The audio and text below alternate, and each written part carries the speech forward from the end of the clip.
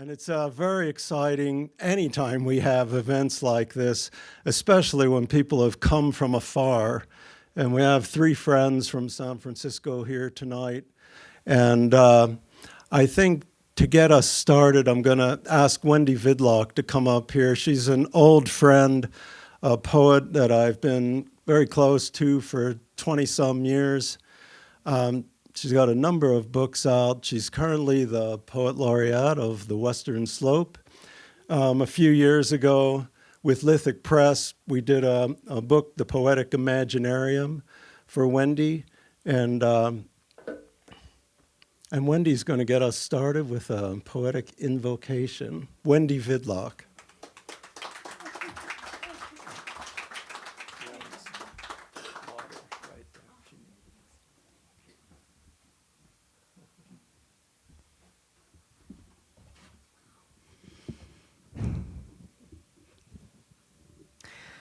Well, I've got 2 little poems for you tonight, and the first is written by a contemporary of all the special guests you'll be hearing from tonight, and her name is Judy Gran, and she wrote a poem called Patriarchy. You are what is female, and you shall be called Eve, and what is masculine shall be called God. And from your name Eve, we shall take the word evil, and from God's the word good. Now you understand patriarchal morality.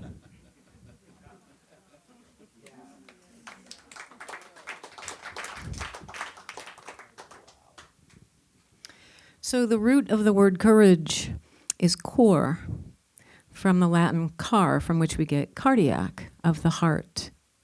So in its earliest forms, this word courage meant to speak one's mind by engaging one's heart. Nostrovia, chin chin, cheers. These are words we lift and drink. Snow is a word that disappears. Rain, they say, has tiny hands. Time is a word associated with grains of sand. There is a difference between paradox and contradiction. Charity gives her mercy away and finds herself in a state of grace. Fear lives in a cage. It rattles. It freezes every time the turning page. Impatience stands with its hands on its hips. A grudge might just want to be kissed on the lips.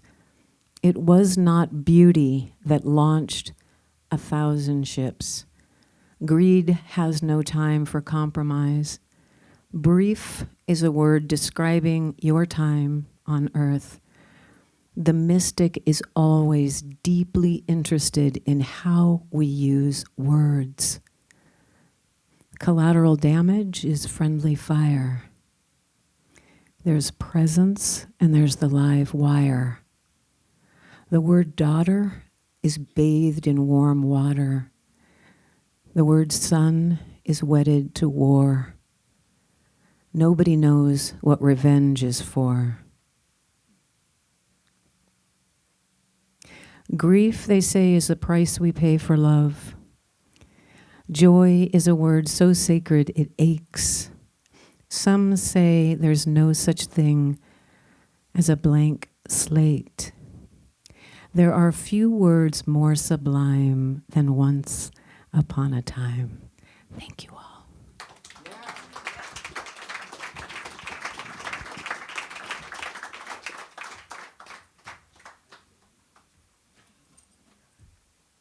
Thank you, Wendy. And our next reader is Kyle Harvey, who is the manager of the Lithic Bookstore, and with Lithic Press, he lays out and designs all of our books. And he and I sit right over there next to each other every day and have for 10 years. He's my best friend and a wonderful poet, Kyle Harvey.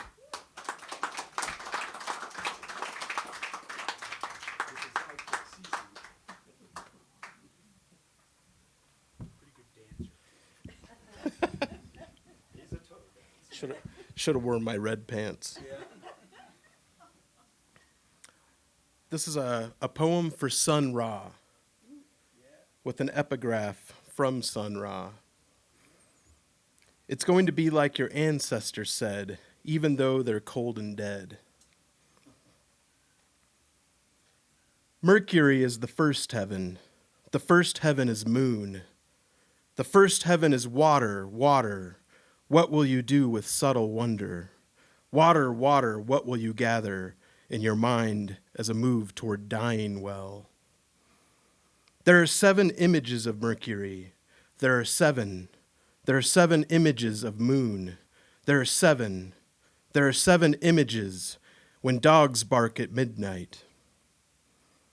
When dogs bark at sunrise, Venus is the second heaven. The second heaven is Mercury. The second heaven is Venus. The second heaven. The second heaven is white pearl. Water, water, white pearl. Water, white pearl. The perfect posture of death. Water, water, white pearl. Water, white pearl. There are 7 images of Venus and 7 images of Mercury. Someone walks in the open field. In the open field, someone sees. Earth is the third heaven, or so they say. The third heaven is Venus. The third heaven. Earth is the third heaven, or so they say. Whether in the body or out, I don't know. I don't really care. The reflection of a profound reality foreclosing on the future. Water, water, subtle wonder, white pearl. There are 7 images of Venus. Earth is the third heaven, in the field where someone lived. They lived in the field when Mars was, and still. Mars is the 4th heaven, is the sun. Mars is the sun, is the 4th heaven, is brass. Water, water, white pearl, brass. It buckles me at the knees. Water, water, white pearl, brass. There are 7 images of Mars. Mars is the 4th heaven, where someone learned to fly.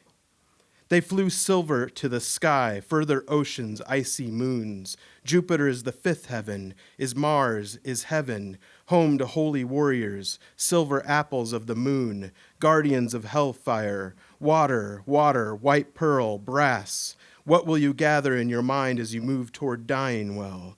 Water, water, white pearl, brass. Holy warriors, guardians of hellfire.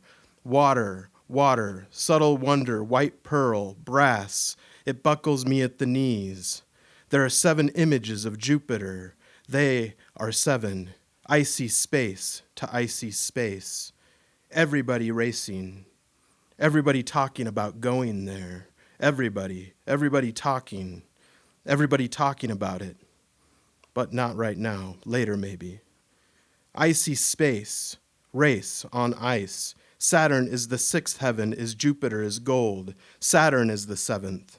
There are 7 images of Saturn, 7 images of Jupiter. Saturn is the 6th heaven, is Jupiter is gold.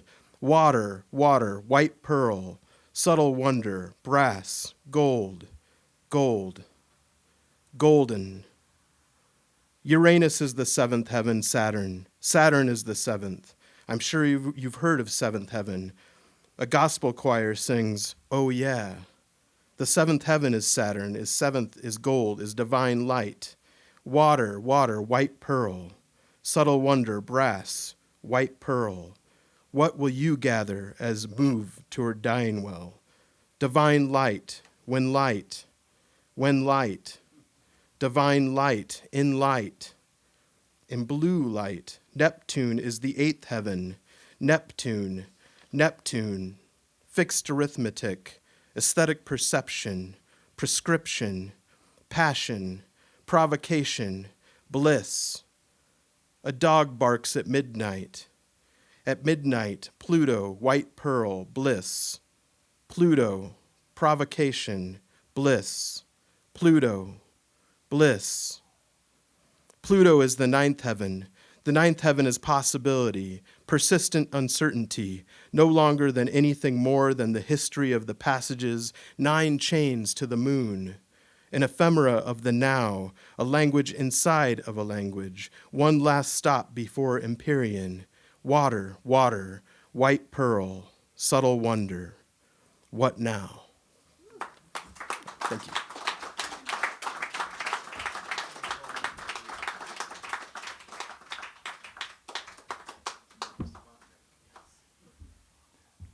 One of the amazing things that's happened here with Lithic, especially with Lithic Press, is based on the people that we have known here, actually locally. We started to get to be friends with their friends. And one of my great friends was Jack Mueller, who lived in the San Francisco area for many years and then became a retired poet to the mountains of southwestern Colorado, where I met him 20-some years ago. And over the years, I started taking trips with him out to San Francisco and got to know some of his friends. And I've taken more and more journeys out to San Francisco, especially after my son and my granddaughter are living in the area, and meeting more and more poets in San Francisco. And what an amazing weekend this has been for me and for a lot of us, that a bunch of our friends from San Francisco are in the house right now. And the next 3 readers will be our folks from San Fran, and the first one is Tate Swindell, who is, among many other things, he runs a record label, Unrequited Records, and he's recorded a number of poets that he's put on vinyl, and he's an organizer of poetry events in San Fran, and a wonderful poet. And also, he's the next book that we have. This is how these books go. This is Solar Hits by Tate Swindell, which is at the printer now, and if the printer stays in business and the mail continues to go, which we all know things could be in flux right now, but with no further ado, Tate Swindell.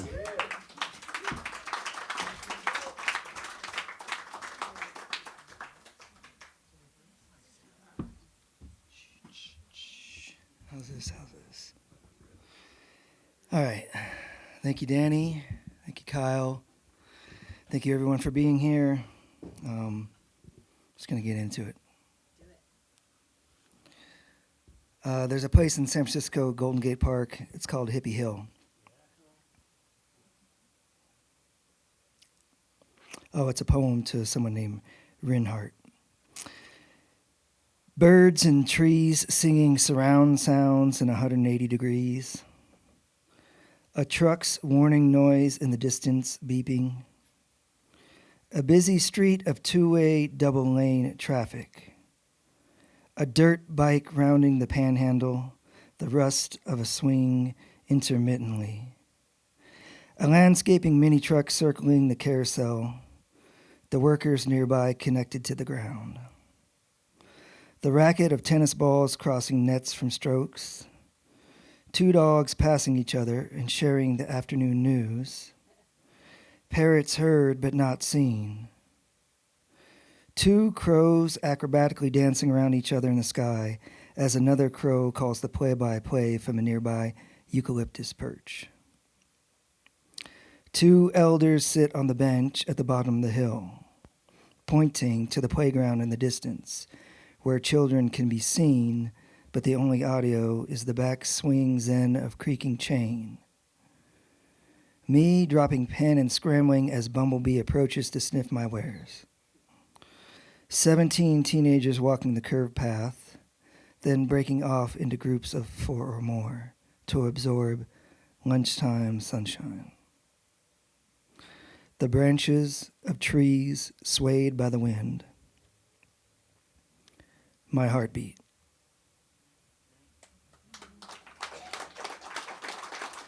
So this weekend, or last night, or the whole weekend, the whole year, we're celebrating our friend Ira Cohen. Lithic just put out a book of Ira's. And so I happen to have a poem for Ira that I'm going to read. It's called Keep Chasing That Line Until You Find It Inside.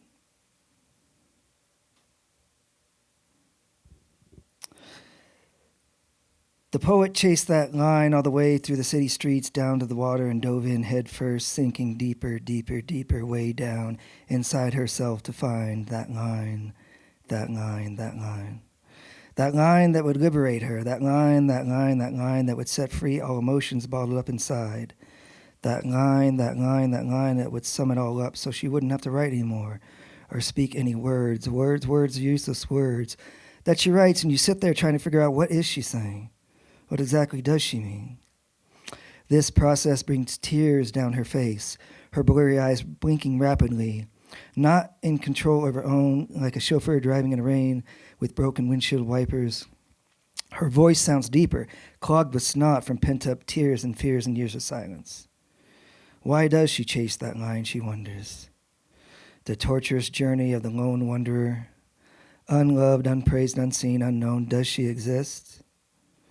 And yet, despite this, she can't stop chasing that line, that line, that line. Bathing in misery, it comforts her, perhaps the only true friend. Though this pursuit is much healthier than the line she has been chasing recently. Lines up her nose, lines down her throat, lines in her arms, so many holes. Many more lines never to remember. The wrinkles mapping the face remind her of all those times.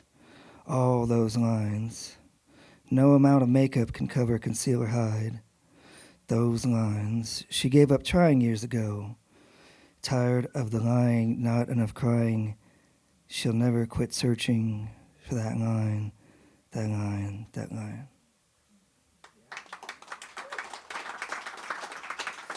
So another good friend of ours, San Francisco via New York, via LA poet, that Lithic put a book out for was David Meltzer, Rock Down. So once again, here's one for David. Surfing Sunrise. Poems come and go in an instant, fly by, run off with the same breath of wind, but they can never, ever truly be gone. These are waves. You might not catch the first one that rolls through, or the next, or the next, or the one after that. But weightlessness is bliss. Just paddle out and wait. Take as many deep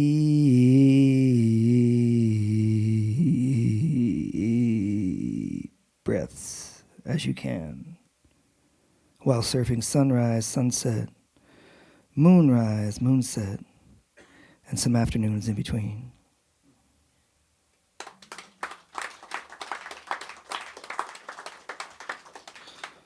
So another San Francisco poet once again, our good friend Rosemary Mono. You might hear another poem for Rosemary, but I'm going to go ahead and read this one since there's a lot of good friends in the audience. Poem for Rosemary Mono. Us playing roles, student, teacher, simultaneously. Voices rise and fall. People rise, then fall, then fall, then fall, then fall. Reaching emptiness. Perhaps we can let go of the fear of the death of breath. Like your hand in mine as you drift away. I just lit a candle, ivory, scented. Reminded of being at Rosemary's. During lunch break with proper accoutrements, she lit a white candle, conjuring twins. I just looked that word up, conjure, to see if it was accurate for my intent. The definition pleased me, referencing magic and oaths. One of the roots being Latin-based, conjurare, from con, together, and jurare, swear. We did a lot of swearing together. It was still burning as I left, and I know it is still lit, the candle whose light is always burning. So I've been lucky enough to be out of Fruta here a couple times, Danny put out a book that I edited of Jack Michelin's, some of his poems, and then I just came passing through one time, stood up in that beautiful yurt. So I got a few Fruta poems that came out. Strangely enough, this one's titled Fruta. Pretty soon, I'll have the sun dialed in for time and smoke, all illusions, unconforming irregularities, the fault line shifting slowly over millions and billions of years. No matter what we try to leave behind, the wind is always scattering more. Even those handful in late winter, the original tree huggers not ready for the next journey. A leaf falls over millennia, holes emerge, veins erode.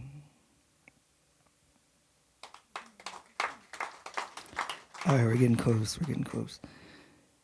How lucky, fortunate, wise am I to be sitting among vast views of dinosaur playground, sounds of cows, frogs, crickets, deer, and late-night howling dogs and coyotes. Writing poems while leaves drop onto my clothing and bounce off these pages. Sunrise at 6 o'clock, but visible around 6:18. At night, the moon a sliver, looking like an empty harp slowly being filled with strings. Grand Valley Canal, Big Salt Wash, Little Salt Wash, East Branch, Devil's Canyon, Book Cliffs, Colorado River. The fault line is 1.5 billion to 200 million years old. Snook's Bottom, swimming, Liberty Cap Trail, hiking. Opal Hill, sitting, sound of canyon breathing.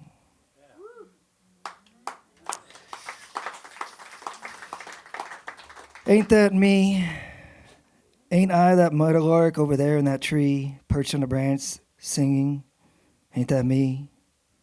Content, waiting for you to sing back to me. The circular song of life repeats itself. Fade away.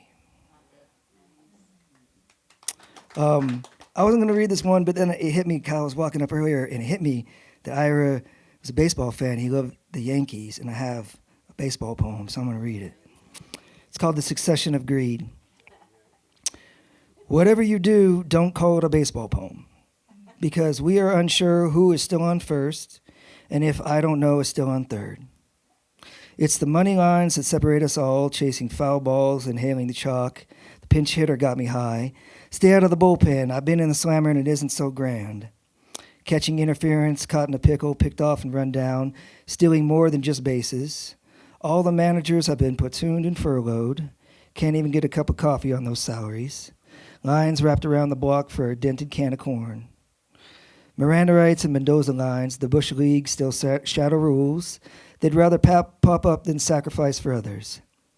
Living in a town where giants force seals to relocate and the say hey kid isn't welcome at home. We've just paid for another new park, struggling to find enough animals to fill it, because the peanuts are too expensive and Charlie Brown's storm cloud hovers ever present. The flood did truly open the gates, and only those on the West Coast are praying for rain. We sit around and wonder, where did all the fun go? All right, I'm going to end with this one. It's for a friend of mine named Leslie Weiner. It's called Conception of Love. Remember when we were younger kids, when it was acceptable to lie down on the sidewalk, our cheeks pressed against the melting summer cement, the scent of chrysanthemums and honeysuckle clinging to our clothes, anxiety of deadlines nowhere to be found until the sunset signals our curfew. Slowly walking home, holding dirty hands, clutching sweaty palms, trying to extend the magic hour.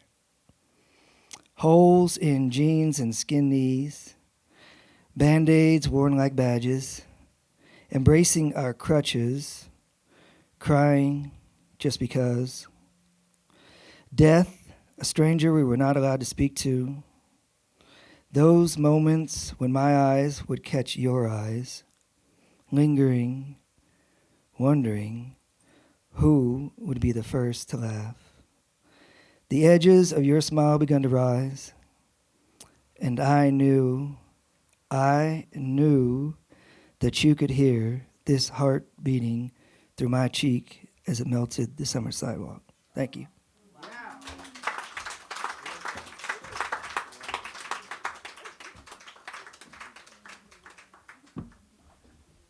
Thank you, Tate. Agneta Falk is our next reader. Originally, she's born in Stockholm and lived in England for many years before making her way to San Francisco, where she's been kind of at the heart of the poetry scene in North Beach for most of the last 30 years.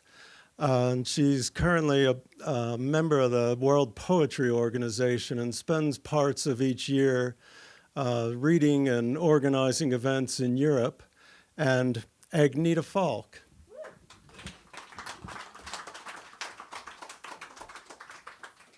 Yeah, hey, Ag, there's water there. Well, thank you. Yeah. Hello, just a public warning. I'm not going to read all of them, no. Because there's nothing worse. And anyway, I give you the permission to hook me off, if so be. Now, I'm going to start reading a poem I dedicated to Neil Tchaikovsky, who was published by Lithic Press early this year. He passed away in March, and he didn't have the pleasure to see his selected poems coming out. So this is a poem dedicated to him. Meet you in the cloud house. Glasses on. I start with a little quote by Neely first, which kind of started this poem. Wipe my tears. Tell me I'm remembered. Lie if you must. All those birds that flew into your poems, where will they go now? And all those voices within you, Whitman for breakfast, Neruda mid-morning, Emily D for lunch. Late afternoon, coffee with Rambo. And there you are among the brambles, turning them into soft petals with the stroke of a pen, igniting all living things, making them sing in your poems. God damn it, Neely. You snuck away when I was out of the country. A missed phone call in the night stood between us. So I don't feel I got to say goodbye properly. There will never be a call from you again, asking for an ear for your latest poem, or share your worries about the state of the world, or just have a little quetch about those who quetched more than you. So much of your chuckling still hangs around, and your dreams of traveling the world with your poems, though the poems have their own velocity and are all well received in Italy, Greece, and Albania, and in Fruta. And Assam Obidov in Uzbekistan hasn't closed the door on you. Somehow your poems will awake in that language too, the way your birds migrate. I know that shtetl you carried inside you casts deep shadows on your way, those feelings that were never put to rest, a gigantic aleph wrapped around your heart. And that prize you never received will be sent to you in the cloud house. You are remembered, and I'm not lying. I'm wiping my tears, your tears and mine.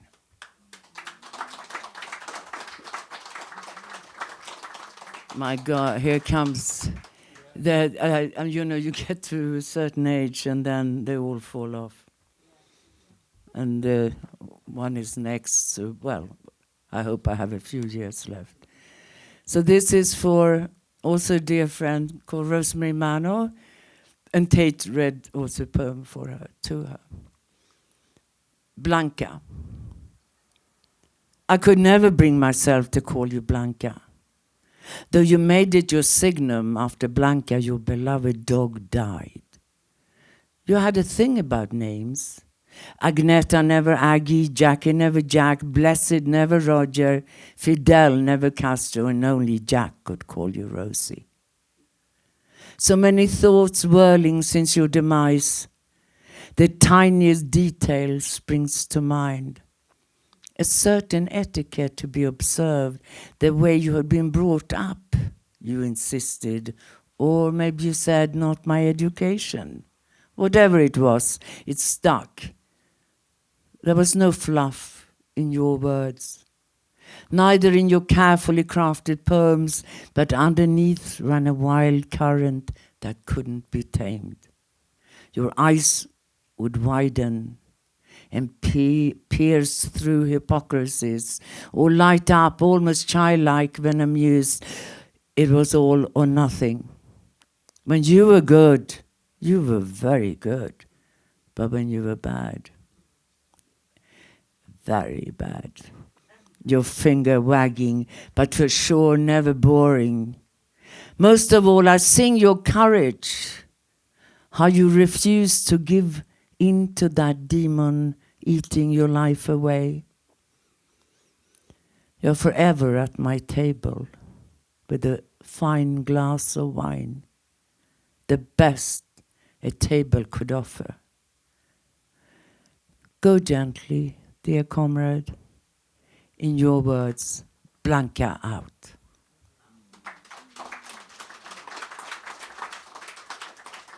And then I have one little one, which actually I'm reading for Bobby, who is here, because I haven't done one for, I haven't written one actually for Ira. But Ira and Marty Matz, who was another poet who died actually some years ago. And this is a memory of him having his grand moment in Italy. It was like, yeah, it's in the poem. It's called African King. In memory of Marty Matz. You took us by storm, Marty, in Cagliari, in Napoli, spinning magic moment for your rotund African dashiki, releasing from your mouth a feast of singing birds that flew straight into our hearts, lifted the sky of Napoli. Just that bit for you later in Campo de Fiore to repeat over and over, I never had such a reception. And you hadn't. I'm sure. I too was there, witnessing you living your golden moment. And now, as the trees are shedding their leaves, preparing for winter, I take a slug of brandy and salute your next reception. Knock them dead, Marty. Break a leg. Cheers.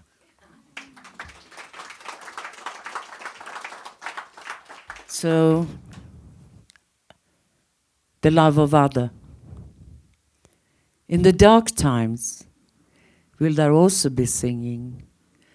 Yes, I will be singing about the dark times. Bertolt Brecht. Such a gift to be born, that first breath of a perfectly innocent being without a scrap of hate. Just waiting to be nourished, grow and reach for the light. One little heart, one little brain eager to learn. What a gift to be given, what opportunity to wipe the slate clean of hatred and racial bile, to cut the umbilical cord to the murderous past with the only weapon worth carrying, the love of other. So, in no particular order.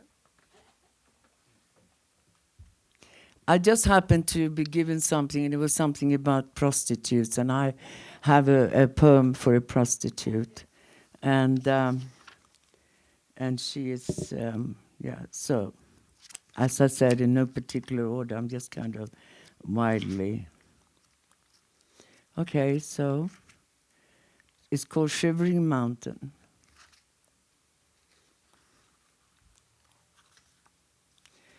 Well, it's on another page. Yeah. Shivering Mountain for a young prostitute. He tells her he loves her and beats her heart. Every bruise a deepening on her skinny ass, her just formed breasts. You understand he loves her. She knows that as she steps into the dark, damp night, sliding in and out of cars, her tiny body a slot machine. You understand he loves her.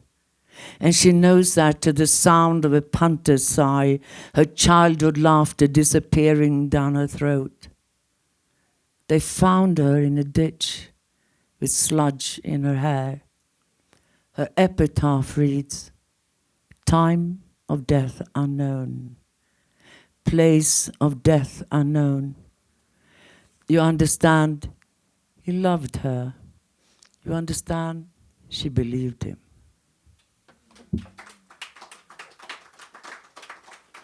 So, on a brighter note, you got to... This is a poem I wrote for my granddaughter, who now is 19, but she was little at the time, and it's called Isabella. And there she is, the twinkle in my eye. In her palm lies my future. I follow her commands, not even pretending I have a will of my own. She looks right through me with big brown eyes. So far I can almost touch my great-great-grandmother's hair. Her dreams play in the sun. And when it rains, I turn my umbrella upside down so I don't miss a drop of her gorgeous laughter. Yeah.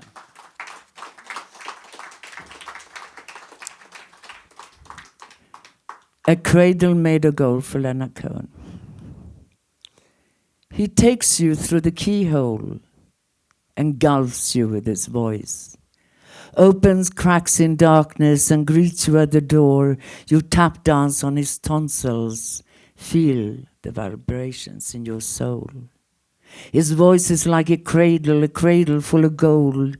It rocks you into slumber, makes you take a leap, opens all the windows, lets a river in, teases your ear ducts to a soft falling rain, moistens the roots of all living things, all that lays dormant, that makes you feel innermost of being born in darkness, of being sprung into light, a fluffy ball of softness for all that must be when words and songs become eternal harmony. And this is Ontology of Happiness. I am happy about not being happy. There is so much love in the world, shrouded in violence, the war, the rain, the war. And there is a sun, you, with your big warm palm on my back, rising out of all the cracks in our room, the body and soul I fall in and out of when I'm happy about not being happy. Yeah. Now, I don't know how I'm doing on time here, but I think I'm fine. So I'm going to read. I'm not going to. How many hours have you got? Vast memories. It's not the first kiss you remember most. It's the music, the deep sorrow, the face that was there somewhere in the past. You go to the edge of night, stare over the vast darkness, and that face you hardly remember holds you. Its unclosed eyes bore through and through, a darting thought, something irrelevant, tugging at and on. And Florence is suddenly your favorite city, though you might never have been there. In the remotest geography lives the most painful happiness. If you begin to climb it, you'll never come down.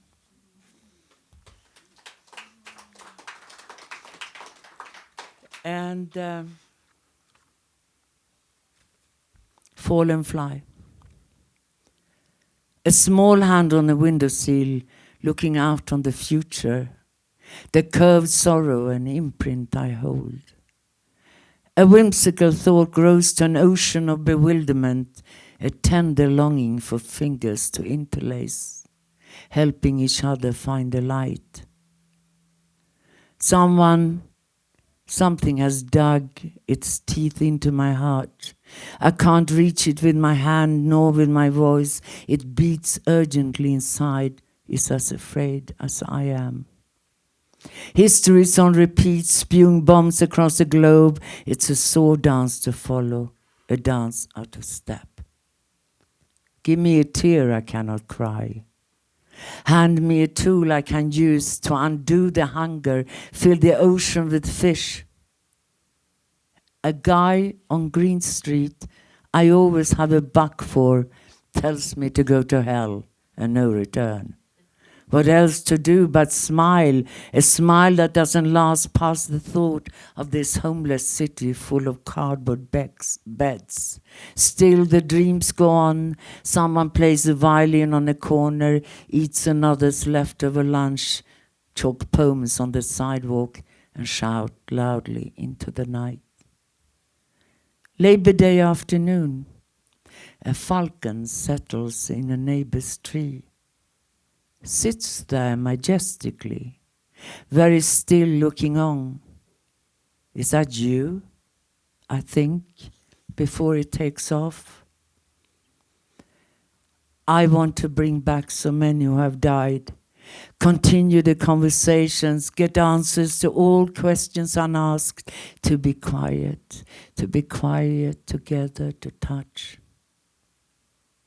Elsewhere, someone gets into a boat, crammed to the brim with people fleeing for their lives, crossing dark waters in search of a home, arriving at closed borders, barbed wire, overcrowded camps. It's hard to climb over walls built of fear of other. It's hard to become a mere statistic like a wind in vain chasing the weather. That small hand on the windowsill, my son, all our children, filling our shoes, following the footsteps we'd made our choice, their future. I fall, the leg is broken, begin to fly. And I'm getting towards the end. In the blue.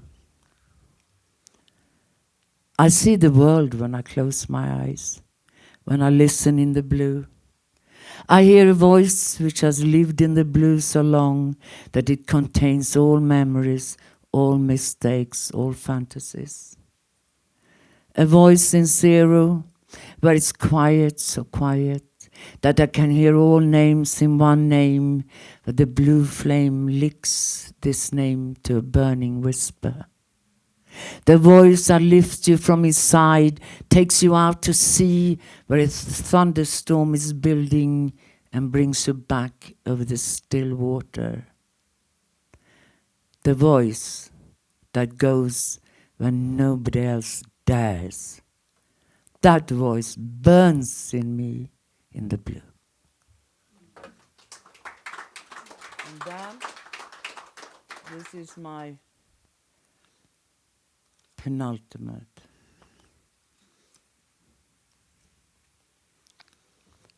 Autumn song.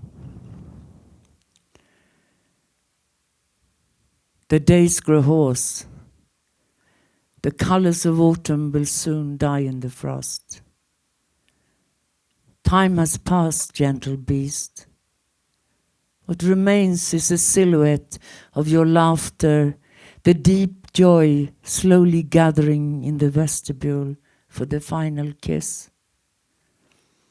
Yet I wait for I don't know what. Hope the words that burn in my throat will be caught in a wind and fly with you. And now, finally, for you. For you. It's so deep inside me. I can't even go there. I think you have to wait till the sun warms me through. But one thing I'll entrust. Missing you isn't easy. Setting words to your absence leaves me absent. And how I miss those jokes I'd hear 100 times. And how. Soon, my love, I tell you how it feels to live without you. When I'm ready to go there and hold you in my arms.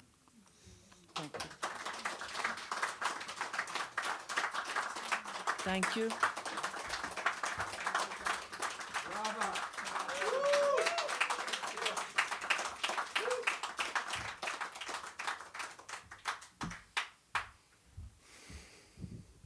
Would you get that goddamn manuscript to us, Aggie?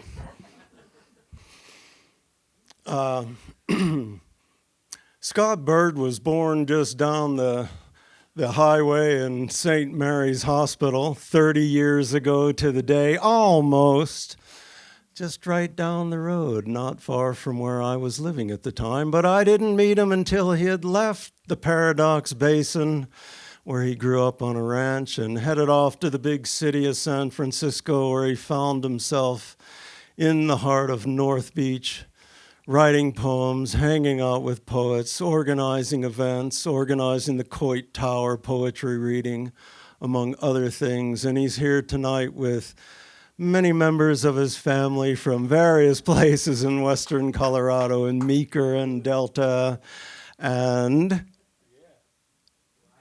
Rifle. Do I hear Montrose? Anyways, glad to hear Scott Bird. Glad you're here, Scott Bird.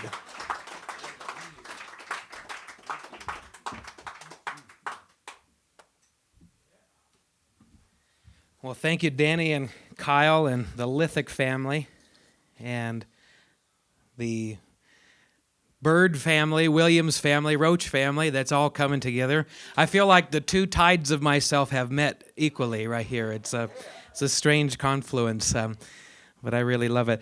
As Danny mentioned, we founded the Coit Tower Poetry Club about 3 years ago in San Francisco, where we honor poets of the past and some present poets, and then we read some of our own poems. So in that tradition, I would like to begin with a poem by Jack Hirschman, whose books are here, who's a comrade of all of us here today. It's called Path. Go to your broken heart. If you think you don't have one, get one. To get one, be sincere. Learn sincerity of intent by letting life enter, because you're helpless, really, to do otherwise. Even as you try escaping it, let it tear you open like a letter sent, like a sentence inside you've waited for all your life, though you've committed nothing. Let it take you up. Let it break you, heart. Broken-heartedness is the beginning of all real reception. The ear of humility hears beyond the gates. See the gates open, your hands going akimbo on your hips, your mouth opening like a womb, giving birth to your voice for the first time. Go singing, whirling into the glory of being ecstatically simple.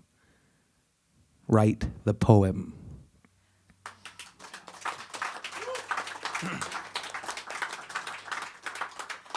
That pretty much sums it up. Thanks for coming out tonight. I'm really, really pleased. This book, 22 Madrigals, has come out from Apocrypha Press in San Francisco. So I'm going to read a couple of madrigals tonight. And it's also here at the bookstore, too, if you want to pick one up. Obliteration of sands, I saw the whole house treble clef itself and burn down to sod where it smoldered for decades under the heath of its oblique heather. Heaped about crass couplings, dew-wrung hillocks steaming with the hides of bisons stacked upon stacks, upon tides of effervescent plains, their skulls now the Argentine insects in our libraries. Their eyes hollowed as mine have been by joy, delighting rhythms of acreage scored out from the gathering of daily hostilities. The battle between the graphophiliacs and the cartographers rages on, peering at one another as they do with their oyster knife eyes, and no one has ever asked the merits, or which matters more, of maps of the soul, the intimate topographies or the wordscapes describing them.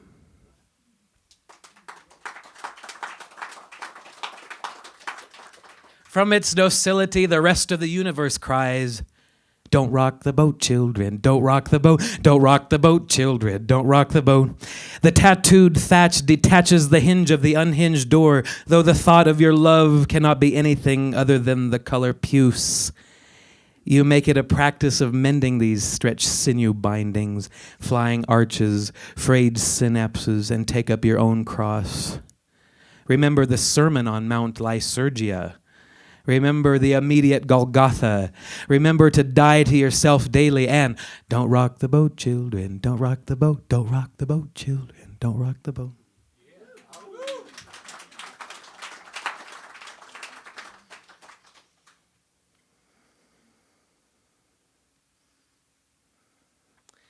There is your lark moon rising as looking up the world from above, hobbling through the general hip dysplasia of the galaxy, staggering along unanimous dysphoria, walking that skitsy line between rent and asylum. You must work for your rest, dicot. While the masters commune with the few remaining priests, going through their bone meal with razors and lasers, searching for the one true remnant church, I'll be hanging from the whiskers of their smoke. Rings singing out of their dancing lips. I'll be winging about in their cloud, between the two of them smoking a small acreage of Oregon farmland, and chanting about how we looked before the wheat fields cleavered the beaver dams, before this old world went to splinters and shopping mauled itself.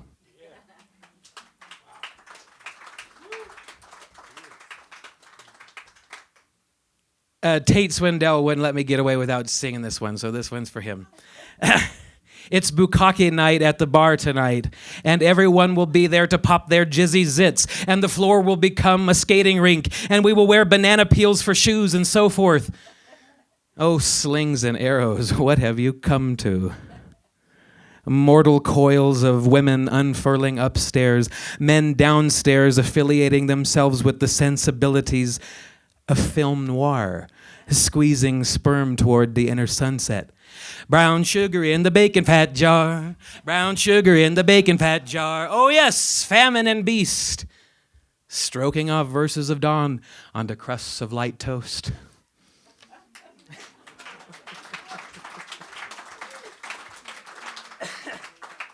I'll do one more madrigal and then I'll read a couple from a different set. Ere on the fire escape she bloomed, gazing at the heat death of the asphalt pads of the universe. Sister and I dove for Mount Tamalpais, where she opened her orange peel eyes to me and said, "We are so far from home and mama in these stone fields of light. It seems we're surrounded gray on all sides, but look yonder out to sea. Storm clouds, spray clouds of yahrzeit skies of light. Sky upon fields of sky, lakes of sky shimmering off the deep in lumen's intricate triangulation." Thank you. Marin County, baby. Yeah. So these are some poems that are coming up in the always and perpetually forever forthcoming Lithic press book.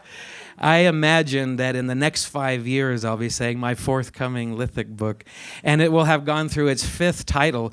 It was originally The Portrait of a Rock on Fire, and then somebody said that's too pretentious, so it was called Rock on Fire, and then I didn't like that, so then I called it Niswanger. And then we'll figure it out from there. But this is a poem called Over New Horizons for Linda. Down the dark highway, time will tell the story of another day. Someday I'll journey to a better land, but before I go and can go no further to that last point, take another step with me in this wandering stanza and whisk the streak of sweat a while, for the burning eye hears beyond the place where land meets the sky.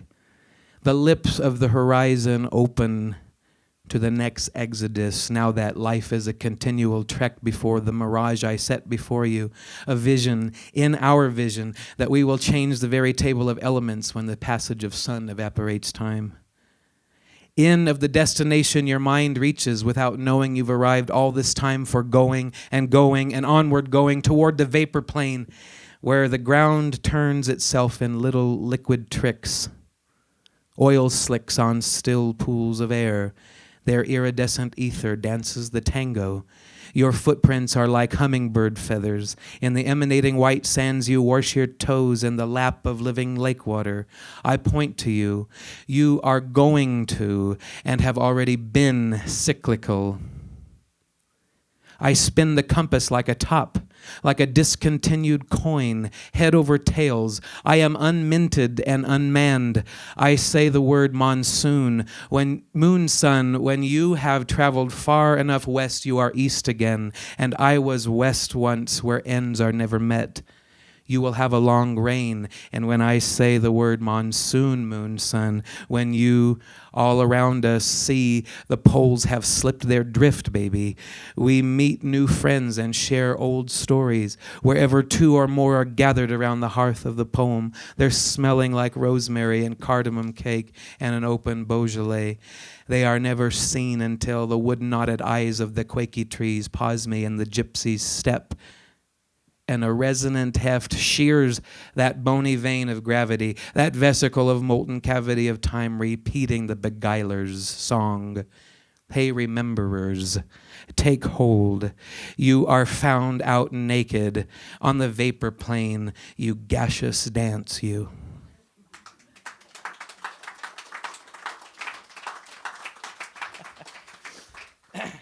This is a little short poem that I just wrote a couple months ago. The Ohlone people are the original peoples of San Francisco, and their village was called Petlinuk, and so where the stream meets the sea is called Petlinuk Marsh, the title of this poem. In this baleen light, I don't remember who to hate or who to love. Remind me in an hour when the coffee pot hisses and the smell of bacon permeates the dish rag walls of this house. Tell me who to vote for, darling, and I will go willingly to the polls, but later, much later. For now, I am a heron in the tall grass at Petlinuk Marsh forever, where the gulls carry the sky on their silhouettes like Atlas, waiting for the strike.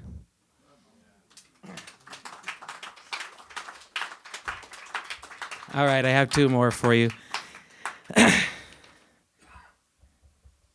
I have to tell just a little bit of a story. A while back ago, during the not so peaceful transition of power, and there was a big rally. You remember that? There was a big insurrection.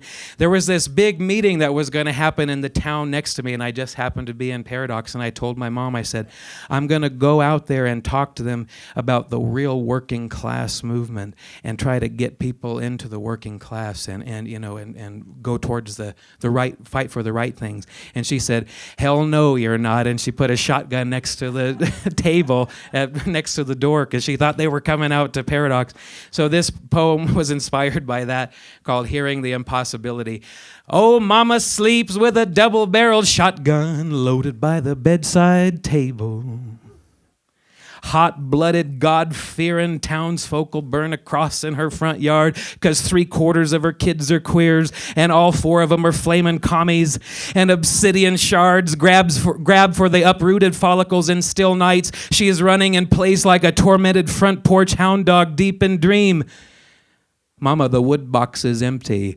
The ash pile is full. In the orchard, the stove, there's only one voiceless plume in the box, and the dirt and the cat hair avocado and the orange speckled carpet squared out the stage of Grandma's heavenly piano. Mama, you hear the call of the cliff women of Mendocino.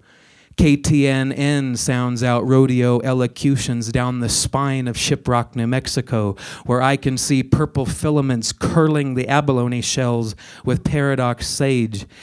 It dries the eye's wells, so tomorrow we see fit to rebuild the Garden of Eden in your backyard and try to remember what you saw last night before your morning cigarette. What did the dried flowers and the shells and the feathers say on the tabletop vase?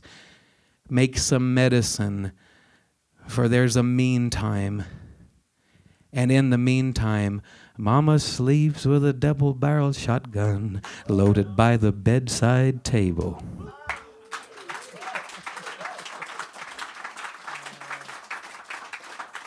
Thank you.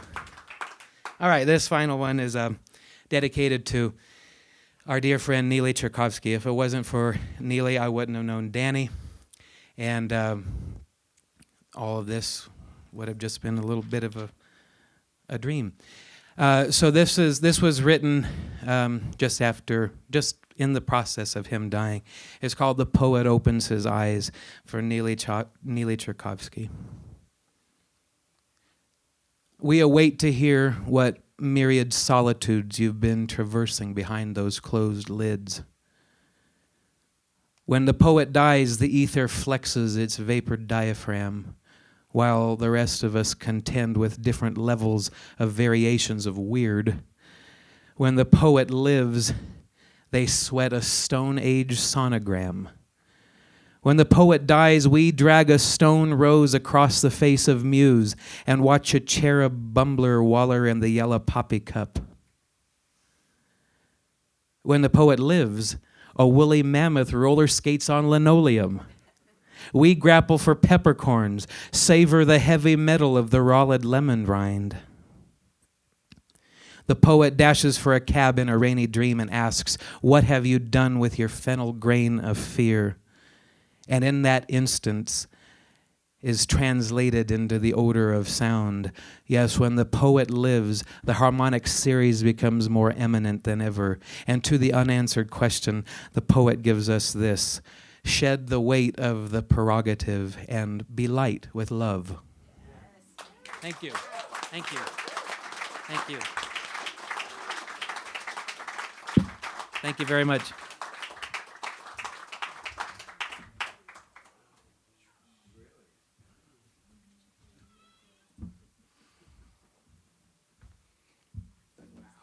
You will never understand me. I will never understand you. Love starts there. That's a poem from our old friend Jack Mueller, who I feel like bringing in because he's the reason that we're here tonight. And our next amazing to have all these commies and queers, and to have our next poet be a Jewish kid from suburban Philadelphia who came out west about 45 years ago to hang on rocky towers throughout the West and was never able to return home after that, and now hangs rocks from all kinds of places around here. And before, and his name is Danny Rosen, and that's me. And before I begin, I just wanted to mention, you see Cullen Purser is over here filming this, and we've been filming some events that will be posted to our YouTube page, and we'll post it on all the places where you can find it. And with that, we just have a couple of poems left tonight. And this first one is called It's from my book Primate Poems, which was named in part with help from my friend Wendy. This is called Making Fire. Cullen arrived before the day with his yucca stalk, cottonwood root, and cedar fluff that we blew into flame. Under a green tree, we looked at the gray sky, talked about not much, sat until it was time to go. Then we got up and went. At the start of the shortest day, day broke, and we took our arrows out. Warm with meat, Cullen squatted by the fire on a bluff near the river, iced over in midwinter. No gloves, no coat, like the woolly men of colder times, standing still on their cave slopes, looking silent for long spells, gripping sticks ground to spears, running with dogs beside the beast, screaming, stabbing, dodging tusk, taunting with a sap torch, urging the herd toward a rock drop-off. Just before dark, I saw Cullen twist his spear into the soft at the top of the chest, just below the trunk head. He stood his ground, thinking to stand his ground and to thrust it in. Beast and man, reeling, running away, watching death descend, making fire by the river's bend, under Orion's frozen sky, rubbing his hands. Cullen thinks of warmer times.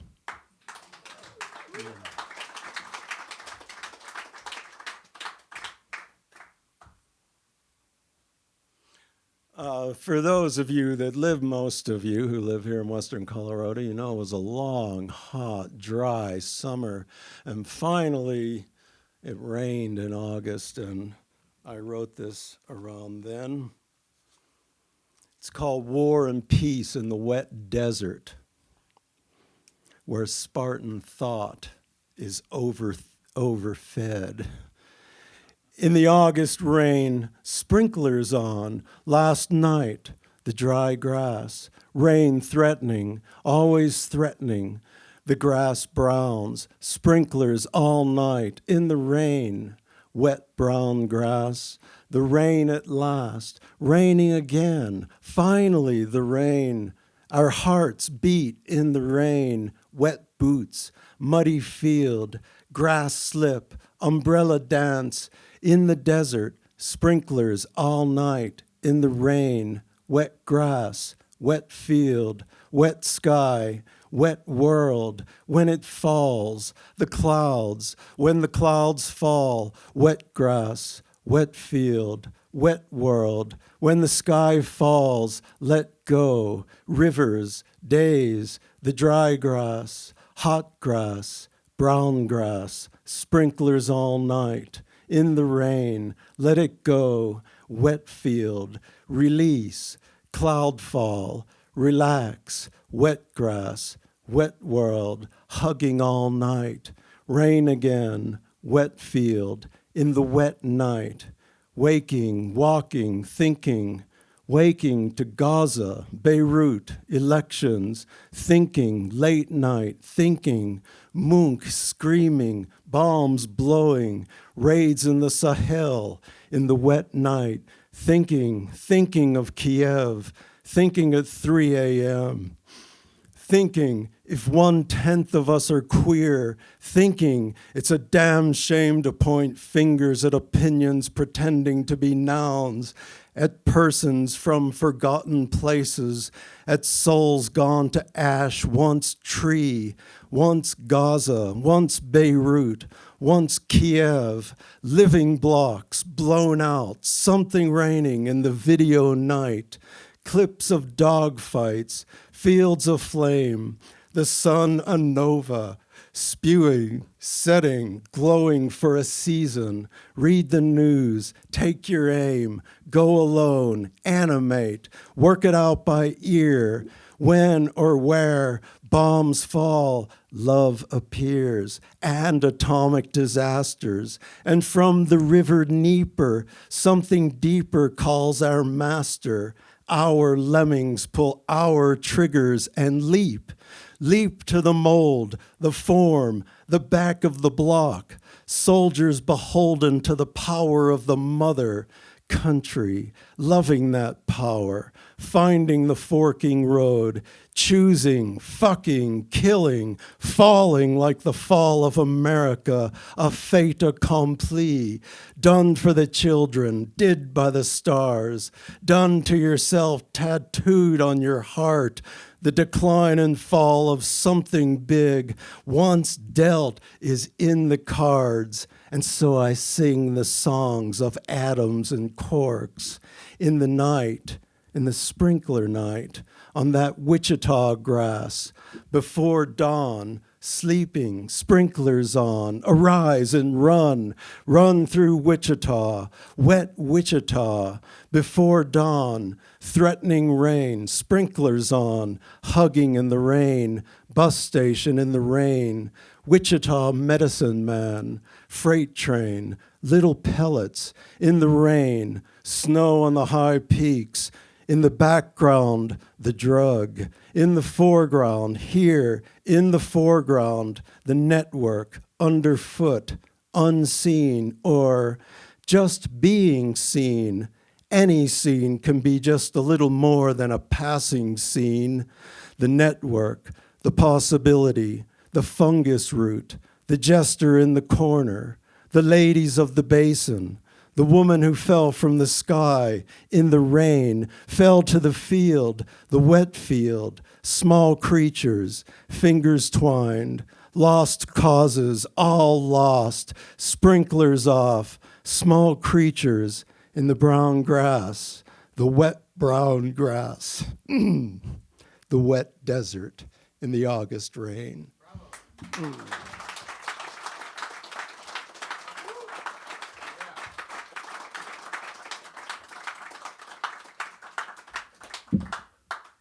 Thank you all for being here. We'll see you next time.